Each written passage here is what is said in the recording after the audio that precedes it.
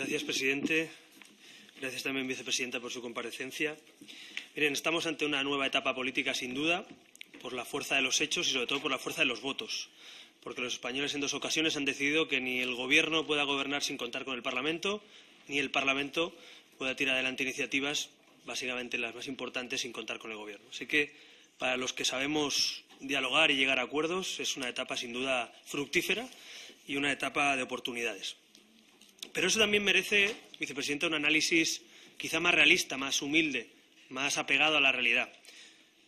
Usted hablaba en sus palabras de confianza y que España ha recuperado la confianza. Yo en esto discrepo. España ha recuperado la confianza en alguna parte del sector financiero, en Europa, pero no ha recuperado todavía la confianza de los principales accionistas de España, que son los españoles. Porque hoy en el CIS todavía los españoles piensan que el segundo problema de España es la corrupción, y uno de los temas que queremos abordar en esta comparecencia. Y piensan que el cuarto problema de España son los políticos, los partidos políticos y la política. Y yo, ante esa realidad, no puedo hacer triunfalismo como hace usted o el Gobierno. Creo que la confianza no se ha recuperado. Y esta Cámara y esta Comisión particularmente creo que es una de las que tiene la obligación de recuperar la confianza de los ciudadanos. Por eso, yo, frente al triunfalismo, prefiero la humildad. Frente a decir que todo va bien y que se recupera la confianza, prefiero pensar que queda mucho por hacer. Y también, de manera optimista, pensar que podemos hacerlo, que esta legislatura puede ser una oportunidad para llevar a cabo la recuperación de lo principal en una democracia, que es la confianza en las instituciones. Por eso, vicepresidenta, quiero plantearle una serie de asuntos de los que no ha hablado en su comparecencia, en muchos casos, algunos de ellos recogidos en ese acuerdo con 150 exigencias de Ciudadanos al Gobierno del Partido Popular, precisamente para que pongamos hilo a la aguja, para que esta comisión aborde, y esta Cámara, los principales retos de modernización de nuestro país. Miren, hemos conseguido grandes cosas en 40 años. Quien quiere tirar todo por el suelo, quien quiere tirar todo por la borda, se equivoca. Yo lo comparto con usted. Pero también se equivoca quien quiera mirar solo al pasado y pensar que viviremos de los frutos de estos 40 años. Está muy bien tener una Constitución que ha dado prosperidad, libertad y bienestar, pero seríamos muy poco ambiciosos si no abordáramos, por ejemplo, en esta Cámara, la actualización y la modernización de nuestra Constitución. Porque una Constitución está viva, una Constitución se puede enmendar por amplios consensos y esta es la Comisión, con los padres de la Constitución ahí detrás, precisamente la que debe y puede abordar esa reforma. Por tanto, yo le pido, en primer lugar, vicepresidenta, ambición. Ambición de reforma, reformar o morir, porque este país necesita modernizarse. Hemos escuchado voces secesionistas en un país democrático, en una Cámara nacional como esta, y eso es un ejemplo de democracia. Pero también tenemos que saber abordar los retos de este país, precisamente para no quedarnos mirando al año 78, porque está muy bien lo que hemos logrado, pero es mucho lo que nos queda por conquistar. Quiero también, vicepresidenta, pedirles que sean valientes, pedirle a este Gobierno que sea valiente, por la fuerza de los votos, por la aritmética. Me da igual si son convencidos o si se han convencido por las urnas, pero les pido valentía, valentía y coraje para modernizar este país. Y cuenten con nosotros, y lo saben, lo hemos demostrado y lo estamos demostrando, para tirar del carro y modernizar este país y abordar debates sin complejos sobre las reformas que necesita este país. Abandonemos el conformismo, abandonemos la autocomplacencia para ser ambiciosos y decirle a los españoles que cuenten con nosotros, que no somos parte del problema los que estamos en esta Cámara, que somos parte de la solución. Y eso es lo que creemos que hay que hacer esta legislatura. Uno de los principales temas, como le decía, es la regeneración, la corrupción. Miren, en el acuerdo de investidura hay una hoja de ruta muy ambiciosa, reconozco que muy ambiciosa, para cambiar muchas cosas que se han hecho mal o no se han hecho en los últimos años. Y yo le quería pedir que pongamos hilo a la aguja, y no porque sea un capricho de Ciudadanos, sino porque ustedes han firmado un acuerdo en el que dicen, por ejemplo, que los 3 primeros meses de legislatura, es decir, ya, en enero, en febrero, por ejemplo, en esta comisión, tiene que abrirse la reforma de una nueva ley electoral para España. Después de 40 años hemos tenido una norma con sus luces, con sus sombras, pero es evidente que está obsoleta, que la ley electoral española ni tiene listas abiertas, ni los votos valen igual, ni el voto tiene que ser una cosa a rogar en el extranjero, sino un derecho. Y, por tanto, vicepresidenta, le pido un compromiso, el compromiso de poner en marcha cuanto antes y en esta Cámara la reforma, la modernización de nuestro sistema electoral, porque es la regla de reglas, es la regla del terreno de juego, en definitiva, de la democracia. Así que creo que una buena labor que podría hacer esta comisión, lo decía el otro día también, se lo decía el presidente de esta comisión, creo, sinceramente, que en este mes de diciembre podría ser una oportunidad para impulsar esa reforma, una reforma serena, una reforma tranquila, una reforma con derecho comparado, con expertos, viendo lo que han hecho estos países, viendo lo que hemos hecho nosotros, pero una reforma, no un parche. y hay que ser valientes. Así que me gustaría poder decirle a los españoles y que de esta Cámara saliera que van a ir a votar en las siguientes elecciones con una ley con listas abiertas, con una ley donde no hay que rogar el voto, sino simplemente votar en el extranjero, y con una ley donde todos los españoles somos iguales a la hora de votar. También, vicepresidenta, hay que abordar un debate que está en ese acuerdo, la supresión de los aforamientos. Preguntábamos ayer, en la Cámara además se aprobó una serie de resoluciones para saber cuántos aforados, cuántos privilegios desde el punto de vista judicial tienen o tenemos los cargos públicos. Mire, yo no quiero tener ningún aforamiento, pero no encontrarme también, ¿no? Pero no quiero tenerlo, quiero ir a un tribunal natural, quiero que me juzgue un juez de primera instancia, quiero que me juzgue un juez como a cualquier otro español. Y esta Cámara sería un gesto para los españoles que abordara la supresión de esos aforamientos, que, por cierto, también está en ese acuerdo que Ciudadanos exigió al Partido Popular. Limitar a 8 años el mandato del presidente o a 2 mandatos. Eso es otra de sus compromisos. Le quiero preguntar cuándo y cómo vamos a abordar esa limitación que abordan otras democracias avanzadas y que creo que sería un gesto también, no solo por voluntad personal, sino como regla, digamos, de regeneración y de cambio en la presidencia de un gobierno o en la presidencia de una comunidad autónoma. También queremos abordar la supresión de los indultos. Hemos presentado una ley y yo celebro que el Gobierno apoye esa iniciativa y apoye la ley que va a presentar Ciudadanos en los próximos días, que ya está registrada, para llevar a la Cámara en las próximas semanas una ley de lucha contra la corrupción que aborde, por ejemplo, proteger a los denunciantes de corrupción. Los que denuncian la corrupción, los funcionarios, los servidores públicos, son los héroes, no los villanos. Hay que proteger a los que denuncian la corrupción. Hay que tener una autoridad pública que, más allá de los juicios y los juzgados, evalúe también las políticas públicas, controle. Y nosotros hemos propuesto esa ley que usted conoce, precisamente de acuerdo con ese acuerdo de investidura, para regular, en este caso, la protección a los denunciantes o la supresión de los indultos por corrupción política. Como ve, es una agenda ambiciosa y además la conocen, porque son exigencias que le hemos pedido para poner en marcha esa investidura.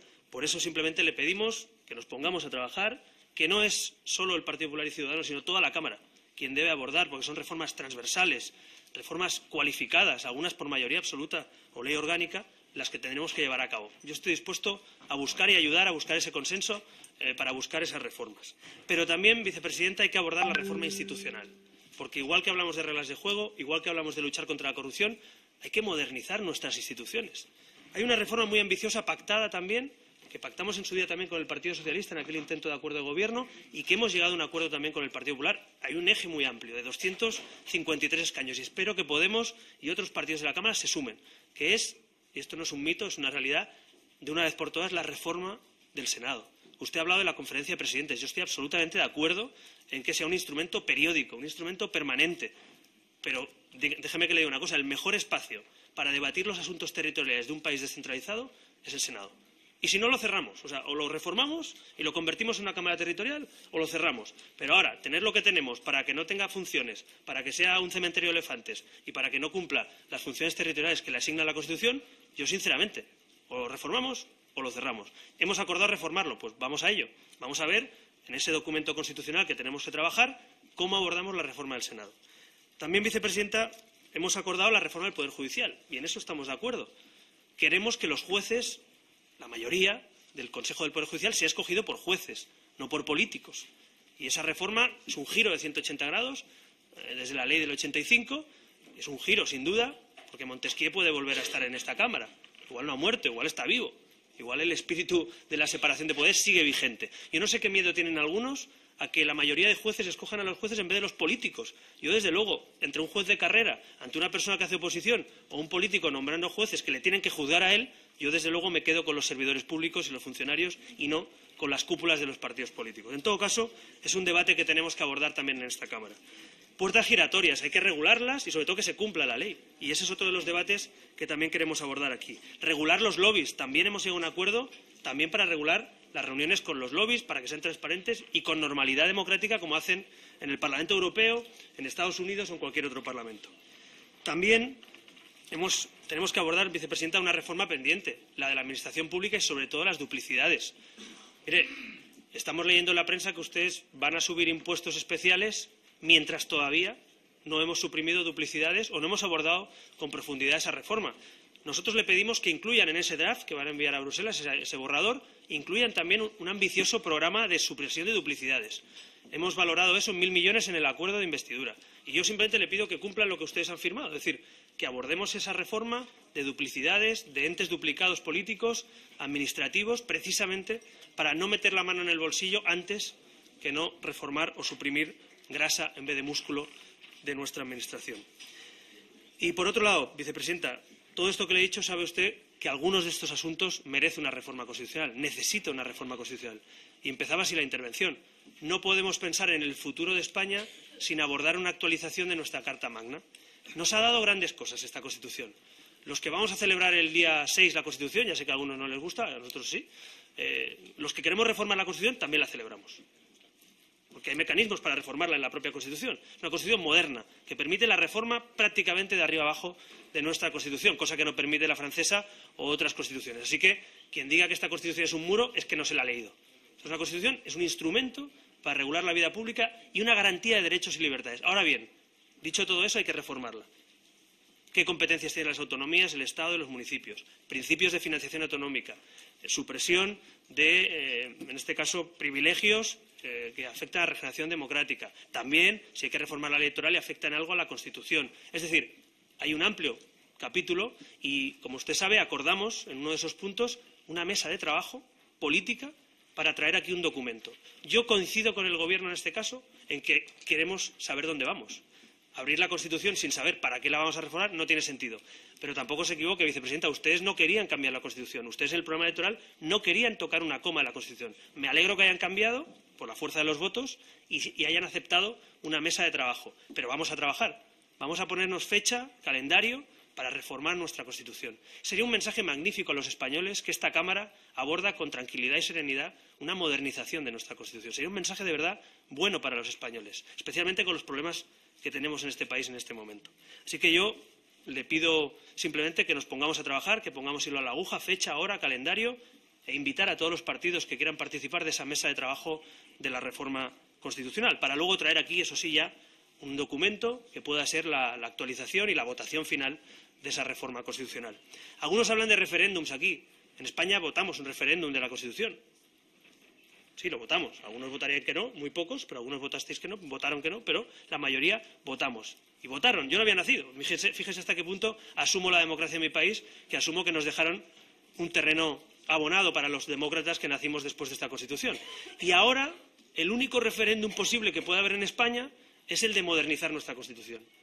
Aquí no hay referéndum por provincias ni por territorios. Aquí tenemos derecho a decidir todos los españoles, todos, sobre los temas que afectan. ¿Cómo vamos a cambiar las fronteras de España o perder la ciudadanía europea a los catalanes? ¿Cómo vamos a modificar, en definitiva, lo que somos sin contar con un marco constitucional, sin contar con todos los que pueden decidir? Así que tenga todo el apoyo de este Gobierno para mantener ese criterio de que todos los españoles somos iguales, también los que somos catalanes, porque no todos los catalanes son separatistas. Hay algunos que queremos unir y modernizar nuestro país y no romperlo, con la misma lealtad y respeto que hemos hablado, pero queremos unir, no queremos levantar fronteras, no queremos perder la ciudadanía europea, no queremos un Brexit a la catalana, para entendernos, ¿no? Lo que queremos es ganar derechos, no perderlos. Así que cuente con nosotros este Gobierno para ese pacto por la Unión, ese pacto, en definitiva, constitucional, pero también para modernizar esta Constitución. Hablamos también de pactos nacionales, se ha citado anteriormente. Yo no coincido con algún otro interviniente. Un pacto nacional no es táctico, es estratégico. Lo que es táctico es pedir 4 cosas a cambio de 4 votos para pedir no sé qué cosa a cambio de no sé qué otra. Eso sí que es táctica, que es lo que se ha hecho durante 30 años aquí. Pero lo que hace falta hacer ahora es pactos estratégicos de país. Y dicen algunos, no hace falta pactar los temas nacionales. Perdone, ¿cómo queremos parecernos a Finlandia sin abordar un pacto nacional por la educación? ¿Qué se piensan que hicieron hace 50 años en Finlandia? Un pacto nacional por la educación. Por eso son el país con menos fracaso escolar de Europa. Por cierto, en estos mismos minutos se está aprobando en una comisión parlamentaria la propuesta de Ciudadanos, que se ha sumado también el PP y el PSOE, para un pacto nacional por la educación.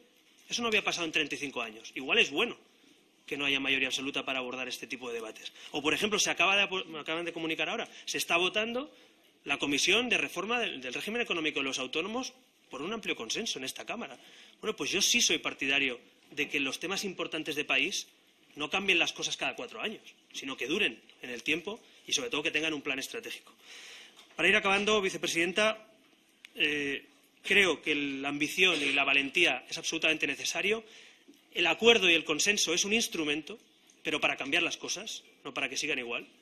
y para modernizar nuestro país. Así que está bien que el Gobierno entienda, por la fuerza de las urnas, que hay que dialogar y pactar, pero sobre todo tenemos que saber qué y cómo y con qué ambición y con qué dimensión queremos pactar las cosas. Si es para cambiar este país y modernizarlo, estaremos de acuerdo. Si es para mantener lo que no funciona o para tapar ciertas cosas o para no cambiar aquello que preocupa a muchos españoles, no podemos estar de acuerdo. Así que yo le pido ambición, le pido y le ofrezco también ayudar a tirar del carro en esta legislatura de un grupo que cree que este país es un gran país, pero puede ser todavía mucho mejor. Y finalmente le digo también, respecto a los próximos años, que no tengamos miedo, que la Constitución se puede reformar y hacerla mejor todavía de la que se hizo, que no tengamos miedo a modernizar nuestro país, que no tengamos miedo a abrir debates políticos serenos y tranquilos en esta Cámara, que no hay que tener miedo a mejorar, pero para mejorar hay que perder los miedos. Así que yo, después de 40 años de éxito, quiero pensar en qué 40 años le dejaremos a nuestros hijos, qué país van a vivir nuestros hijos, cuáles son los próximos 40 años de España. No solo el corto plazo, la táctica, el titular, sino qué vamos a hacer en los próximos 40 años. Creo que ese es el reto que tiene esta Cámara. A mí me gustaría pensar, y sigo pensando, no sé si idealista o no, que este país merece la pena y que esta Cámara pueda hacer esa labor.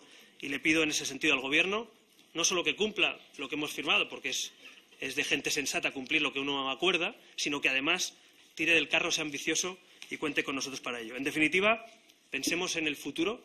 No solo nos regocijemos del pasado, empecemos a pensar ya desde hoy el futuro que empieza ya y sobre todo pensemos que en este momento hay que modernizar España porque o reformamos o morimos. Muchas gracias.